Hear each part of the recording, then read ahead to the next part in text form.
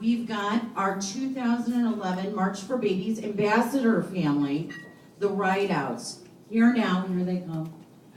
Here now are Reggie, Jake, Maya, and Sydney Rideout.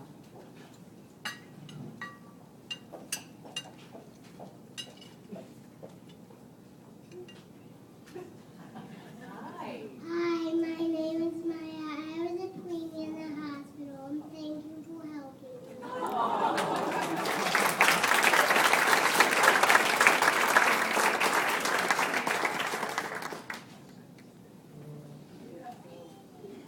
Okay, now I have to follow that.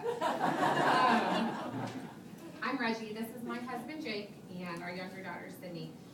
Our journey with prematurity began on December 22nd, 2006, when our Maya was born 3 months too soon. She weighed 1 pound 15 ounces. We had been warned by the doctors that she would not cry in the delivery room, that her lungs were just too underdeveloped, but as a sign of her little personality to come, she let out a small but mighty scream. Instead of experiencing the joy of having our newborn placed in our arms, instead we watched her be intubated and whisked away to a neonatal intensive care unit in an incubator. Little did we know, but the March of Dimes was already helping to save her life. Thanks to the support of people like those in this room, we had access to an amazing level 3 NICU, the type of facility that didn't even exist a few decades ago until the March of Dimes research established a network nationwide.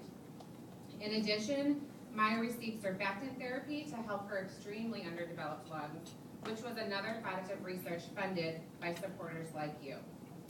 Maya lived in the NICU at St. Louis Children's Hospital for the next 9 weeks, and at first we were so overwhelmed by her tiny little body. It was covered in tubes and wires, and we were almost afraid to touch her. Jake's wedding band, which he's wearing now, just dangled off of her arm like a bracelet. She was so tiny.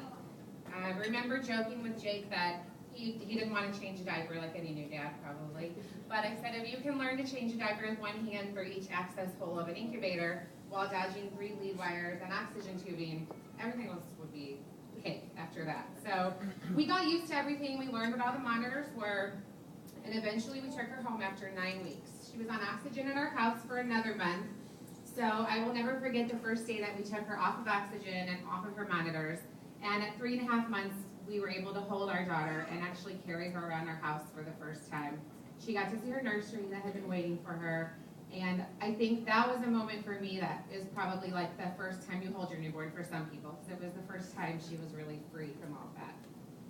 After Maya turned 1, I remember reading in the newspaper about a new program that the March of Dimes was starting at Children's Hospital, which was called the March of Dimes NICU Family Support. And some of you probably passed their table here, but Jake and I both began volunteering with that program because it was something that we so desperately needed as parents throughout that journey that we didn't have.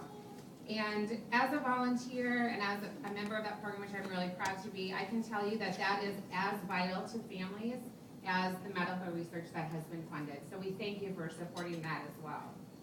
We've been lucky enough to see Maya grow into the wonderfully bright and healthy child that she is now.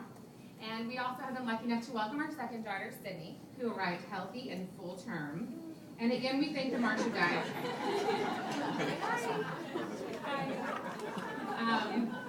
But all of you that are moms in here, I didn't know this either, but March of Dimes provided all the research that just told us to take our folic acid, which we take as kind of an afterthought, I think, in this day and age. And we're preparing to welcome our third child and final later this year. And again, we are just endlessly thankful that Maya has gone from a fragile, tiny preemie to the big sister. So we thank you.